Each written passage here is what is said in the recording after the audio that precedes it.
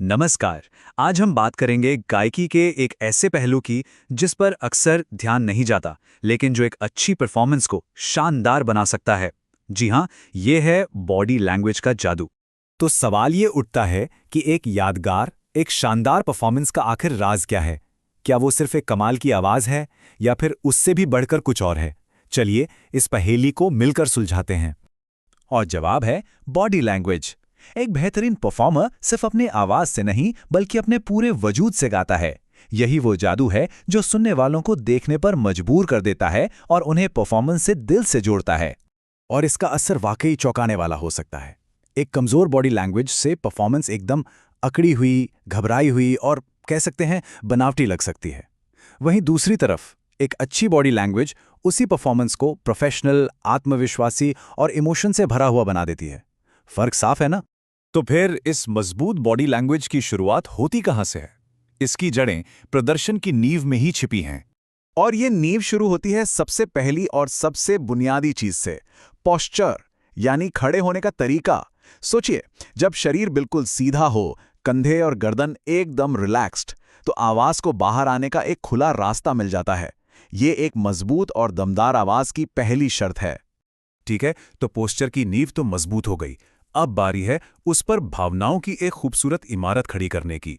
क्योंकि याद रखिए, गाना सिर्फ सुरों का खेल नहीं बल्कि भावनाओं की एक कहानी है।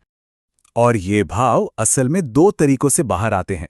पहला है चेहरे के हाव भाव और दूसरा है हाथों का मूवमेंट। पहले चेहरे की बात करते हैं। जरा सोचिए, अगर कोई दर्द भरा गीत है तो क्या चेहरे पर वो दर्द दिखना नहीं चाहिए? बिल्कुल। और अगर गाना खुशनुमा है तो एक हल्की सी मुस्कान उस भाव को सीधे ऑडियंस के दिलों तक पहुंचा सकती है। और फिर आते हैं हाथ। यहां गोल्डन रूल है, उन्हें अकड़ा हुआ नहीं रखना है। जब हाथ गाने के बोल के साथ नेचुरली मूव करते हैं तो परफॉर्मेंस असली लगती है, बनावटी नहीं। अब जब नींव मजबूत है और भाव भी सही हैं, तो एक और चीज है जो एक परफॉर्मेंस को शानदार बनाती है। वो है मंच पर ऑडियंस के साथ एक गहरा जुड़ाव। ये जुड़ाव बनाने के दो बहुत ही पावरफुल तरीके हैं। पहला, आई कांटेक्ट। जब कोई परफॉर्मर ऑडियंस की आंखों में देखकर गाता है तो एक पर्सनल कनेक्शन बनता है। ऐसा महसूस होता है जैसे वो हर एक इंसान से सीधे दिल की बात कर रहा हो। दूसरा है माइक को संभालने का अंदाज। इसे बहुत आराम से और एक जगह पर स्थिर पकड़ना चाहिए। माइक को बार बार हिलाने या मुंह के पास दूर करने से बचना चाहिए।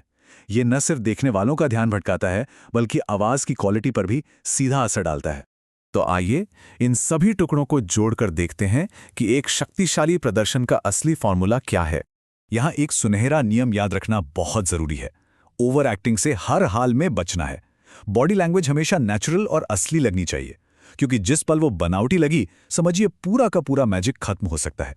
सहजता यानी नेचुरलनेस ही सफलता की असली कुंजी है।